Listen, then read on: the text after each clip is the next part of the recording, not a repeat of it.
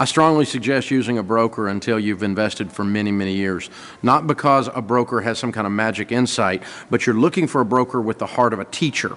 And that's someone who can teach you why you need to look at different types of investments and why you might want to look at this mutual fund versus that mutual fund. Your investing, especially in your 20s, is all about learning about the investments as you go along as much as it is actually making the investment.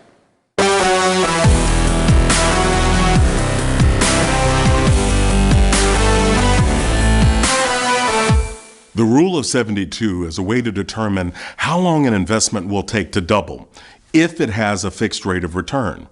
For example, if you had $100 invested at 10%, you would divide 72 by the interest rate, 10%, which equals 7.2.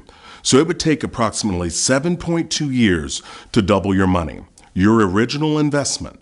So in 7.2 years, that $100 investment would now be $200.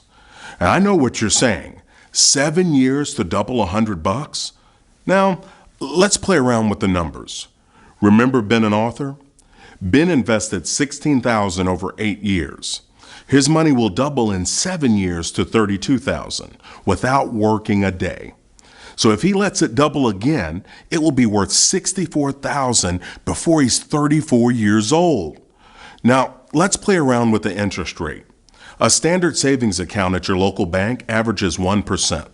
So if you took the same Ben and Arthur story, it would take Ben 72 years to double his initial investment of $16,000.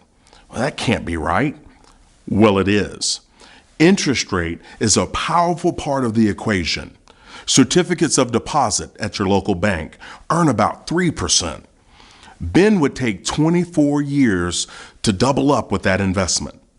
That's why finding a strong mutual fund with a long track record of high interest returns is the best way to invest long term. Go to foundationsu.com to test out the investing calculator and see what a small investment now could do for you in 50 years. It will blow your mind. You learned in an earlier lesson how important it is to begin investing as soon as possible. The earlier you begin, the more money you will have when you reach retirement. You're ready to begin investing when you are out of debt, have your college education fully funded, and you've saved an emergency fund. Now, once you start earning an income, you'll need to invest 15% for retirement into a qualified plan. A qualified plan is tax favored, which means it receives special tax treatment and allows you to save more money than fully taxable non-qualified plans. And when it comes to individual retirement accounts, everyone with an earned income is eligible. You can invest in anything through your IRA, including single stocks, mutual funds, and bonds. Remember, IRA is not a type of investment at the bank. It is the tax treatment on virtually any type of investment. Like an employer retirement plan, traditional IRAs are pre-tax plans. You can deduct the money you put into your IRA from your taxes each year. Your money grows tax deferred, which means you pay taxes on the funds when you withdraw them in your retirement. The Roth IRA is an after-tax retirement plan that grows tax-free. The money you put into your Roth IRA is not tax deductible, but the money you withdraw from it in retirement is tax-free. The Roth IRA has more choices than the traditional IRA and has tons of flexibility. You can make tax-free and penalty-free withdrawals at any time equal to the amount of money you've put into your Roth IRA. After the emergency fund is depleted, you now would have a fallback. Something to remember, there are limits based on the total household income to the annual contribution amount for a Roth IRA. These amounts can change based on inflation. Go to foundationsu.com to check out the current contribution phase-out limits. Now, if you leave a job and have money saved in your employer's retirement plan, always roll that money into an IRA using a direct rollover, which allows you to avoid taxes and penalties. Annuities are a savings account sold by an insurance company. It's designed to provide payments to the holder at specified intervals, usually after retirement. Annuities are tax deferred, which means that you pay taxes on the money in an annuity when you take it out. Fixed annuities have a low interest rate of around 5%. They have high fees as well and are a bad investment option. Variable annuities are mutual funds sheltered by the annuity, which allows the mutual fund to grow tax deferred. There are many more details about qualified plans, but these are the basics you need to know for now.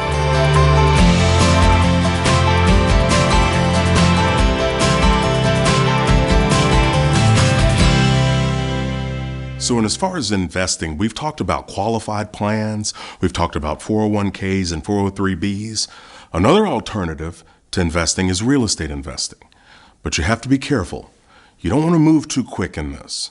You want to make sure you got the right information and you have knowledge about the property or investment that you're looking at buying. See, it takes a lot of money to take care of a piece of real estate.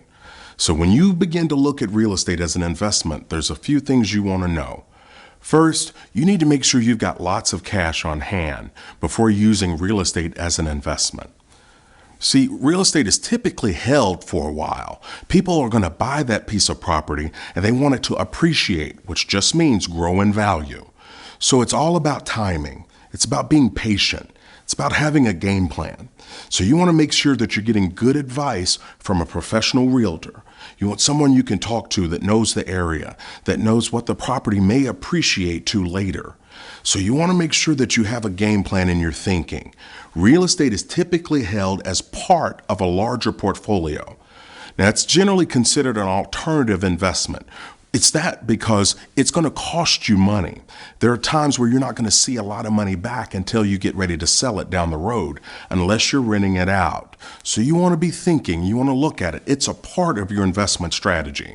See, beforehand, you want to make sure that you're investing 15% of your income in a qualified retirement plan before you even begin to move into the real estate.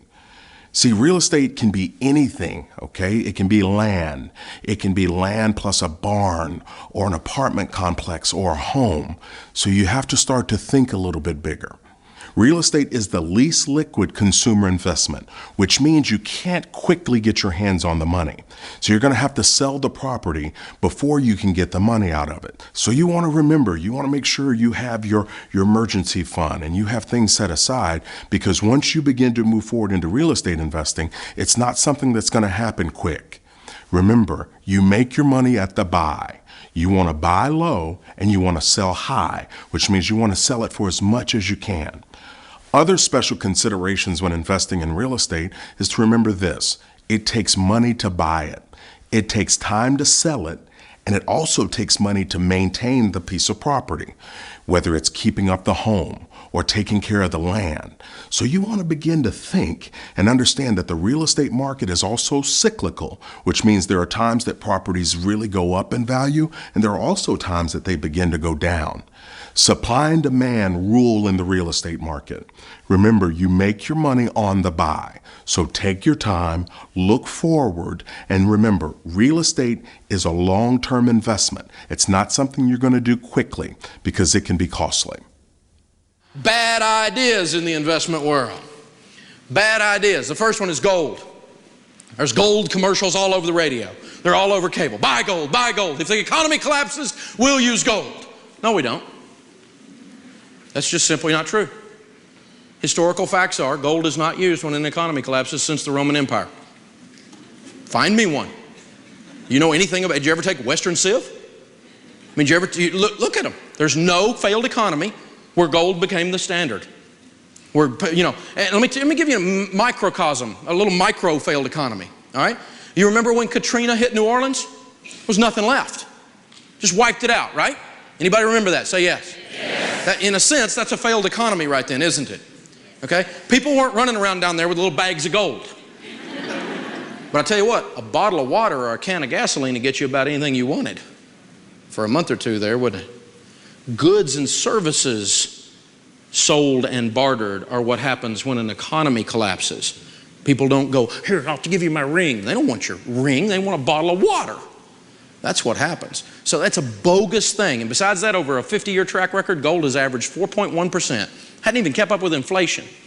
So the only gold I've got is I got some pretty cool cufflinks and a decent gold watch. That's the only gold I got. I don't own a single piece of gold, nor would I ever, ever, ever recommend you buy gold. Number 2, commodities and futures. Buying and selling stuff like pork bellies or wheat futures or oil futures. Any of you see the movie Trading Places with Eddie Murphy? That's what they were doing. They were running a scam in the middle of the commodities thing. Commodities is a great way to lose a bunch of money because really what you're betting against is the weather. This is dumb. Have you ever noticed that the only 2 people can keep their jobs are economists and weather forecasters and still be wrong all the time? The rest of us, if we're wrong all the time, we lose our job, but they can keep theirs. Who knows what it's going to do? You don't know. I bought a gold future one time. I put 2 dumb things together. Gold, and I bought futures. This friend of mine was playing golf with this guy, and he'd been picking gold prices in the commodities market. And 11 out of 11 times he had hit. Pretty impressive. I'm 25 years old, I know everything, and I've got $5,000. So I put $5,000 in a 92-day future. That means in 92 days, if gold prices hit a certain level, my $5,000 would be worth $50,000 as a tenfold kick. Pretty sweet. But if it doesn't hit that level, and if this guy goes 12 out of 12, I figure he's got a dozen in him, right? He's done 11 in a row, but he's probably got a dozen in him. I'm going to try this. So I put $5,000 in. Now, if it doesn't hit that mark, though, you get 0. So it's 0 or 50 grand. In 92 days, I learned more about gold than I have in my entire life. I watched every day what gold was doing. I was freaking out about gold, and we lost every dollar of that. It didn't hit. He missed it. And that's what you usually do, playing around with stuff like that. Don't pay stupid tax. Stupid tax is when you lose money doing stupid things with money. Don't do stupid things with money and lose your money. I've paid lots of stupid tax. Learn from somebody else who's learned the hard way. Don't do it. Day trading. Day trading is stupid. CNN reports that 88% of the day traders lose money and 70% lose nearly all of it. Not long ago, I had a lady from Louisville, Kentucky call me whose husband had lost $625,000 day trading. The last $150,000 of that $625,000 he lost, he had put on credit cards. You know why she called me? She wanted to know how she was going to make it as a single mom because she had left him the day before.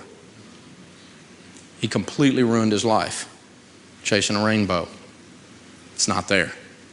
But he bought one of these systems, one of these get-rich-quick things, decided it was going to be easy, and he didn't have to do it the slow way, and he got his tail kicked in. Buying and selling investments can be intimidating, so I want to give you a few tips.